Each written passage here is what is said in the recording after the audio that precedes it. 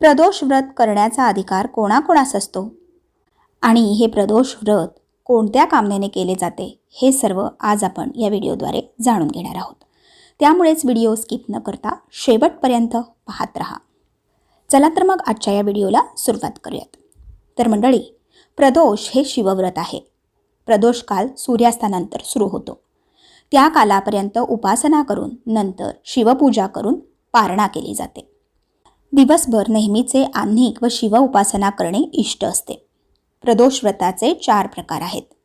शनिवारी येणारा प्रदोष हा शनी प्रदोष म्हणून ओळखला जातो.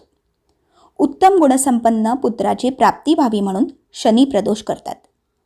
शिवाय पोटी असणाऱ्या संततीची प्रगती काही कारणास्तव रोखली गेली असली तरीही शनी प्रदोष करतात. शनी प्रदोष व्रताचा कालावधी सामान्यतः 3 वर्षांचा असतो. इच्छा असल्यास 12 वर्षांचेही हे व्रत करता येते.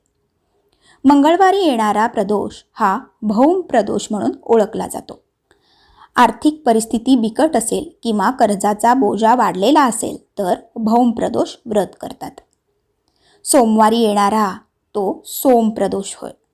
कुलदेवतेची पूजा खंडित झाल्यामुळे उद्भवणारे अडथळे दूर होण्यासाठी, योग साधना व उपासना फलद्रूप होण्यासाठी सोम प्रदोष व्रत करतात. दर 15वड्यास त्रयोदशी दिवशी प्रदोष येतो. त्यास पक्षप्रदोष म्हणतात. पक्षप्रदोषात शनी, भौम व सोम या तिन्ही प्रदोषांचा अंतर्भाव होतो. वरील 4ही प्रकारात दिवसभर उपवास, शिवाची आराधना, स्तोत्र वाचन असणे, प्रदोषकाली शिवपूजा व पारणा हा क्रम ठरलेला असतो. त्यामुळे पक्षप्रदोष करणाऱ्यास या तिन्ही प्रदोषांचे फायदे तर मिळतातच, पण जीवनावर आध्यात्मिक संस्कार घडत राहिल्यामुळे सांसारिक व पारमार्थिक स्तरावर विकास होतो. प्रदोष व्रतात उपवास हे प्रधान अंग आहे. उपवासात शक्यतो नुसते पाणी असावे.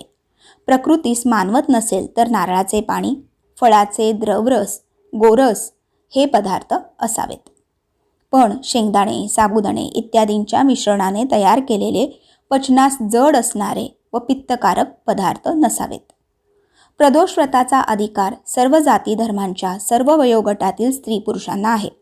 विशेषतः वैवाहिक संबंधात अडथळे आलेल्या, संतती कुमार्गास लागलेल्या, कर्जांनी पीडित झालेल्या, सर्व कर्मात हटकून अपयश येणाऱ्या, कज्जादाव्यात सापडलेल्या व्यक्तीने प्रदोष व्रत अवश्य करून पाहावे. जितके काटेकोर, विधीपूर्वक, श्रद्धायुक्त अंतःकरणाने हे व्रत केले जाते तितके अधिक फायदे याचे दिसून येतात.